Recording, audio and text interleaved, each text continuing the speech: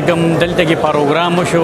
د الخیر ترانه 15 کاله نو ډېره ښکلې ترانه تاسو ټولو واورېد نو ډېر ښکلې بیا ورسره پرفارمنس وکړو زموږ چې کوم دی نو وصال نو ډېر زبردست پرفارمنس کشرانو هغوی ورسره وکړو او دلته کې ایوارډز ورکړی شو پولیل صاحب لا نورو ټولو مشرانو لا نو ډېر ښکلی یو پروګرام وشو ډېر ښکلی چې کوم دی نو یو اکټیویټي وشوه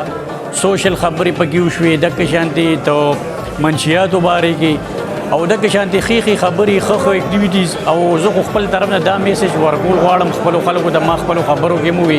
چې مقابله کوي نو خ کارونو کې مقابله وکړي چې خ کارونو کې تاسو یو بل سره مقابله کوي نو معاشري ته زموږ د خلکو ته زموږ کشرانو ته به فائدہ رسي نو موږ اکثر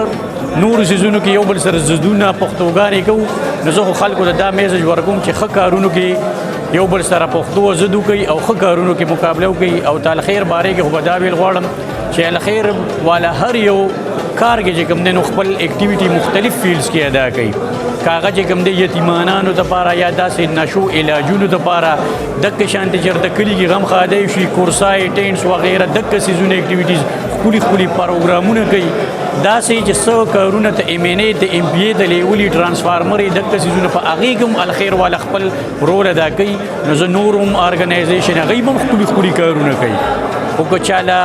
دوره پوهېږي نه نو د الخير والا د مشرانو د ملګرو سره د رابطه وکړي د دوی نه زده کړه وکړي یو بل سره د انفارمیشن ورکوي ښه کارونه نو دوی به نور مخې ته تللی شي نور به ښه کارونه کولی شي زه د الخير د وصال د هغوی د ټولو ملګرو او دلته کې چې راغلي کوم تنظیمونو والا کوم چې کوم دی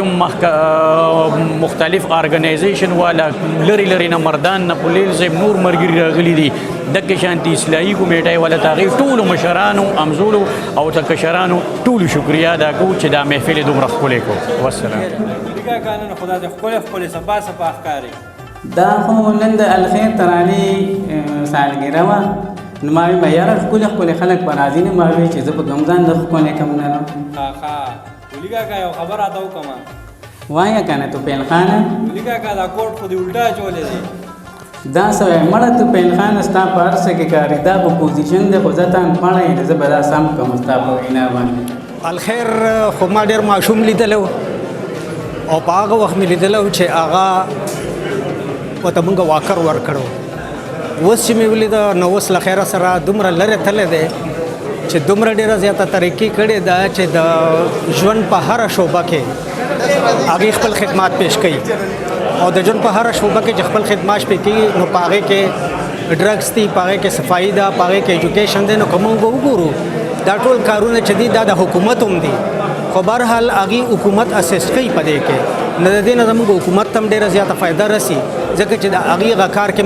هغه بوج کمیږي او بله خبره ده چې هغې ته پته لګي چیرې په دې علاقه کې دا قسم مسله چې دا ګمبیر ده او هغې باره کې چې کوم دی هغې بیا حکومت خپل پلانینګ هم کوي نو هغې سره دغه سلسله کې دا امداد هغې ته ملاویږي او بل ادا چې الخير په خپله باندې ډېر زیات مطلب دا چې ډرګس باندې خاص کر دا ډېره یو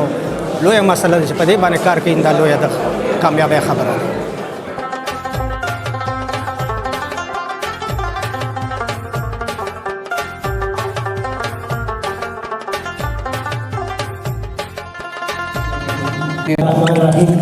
الحمد لله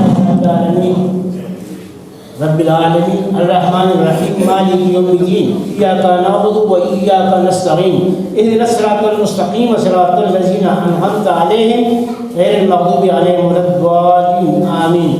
قل هو الله أحد الله الصمد لم يلد ولم يولد ولم يكن له كفوا أحد یا رب العالمین څومره کسان چې راغلي دي یا رب العالمین یا الله دې حقوق خیر او برکات واچي یا الله چې څوک سماجی کارکون دي خدای پاک تی مدد وکړي یا رب العالمین تر ډېر لوی یا خدای پاک دا چې دا استاد پوری دي یا الله ته په نظر وساتي وصلی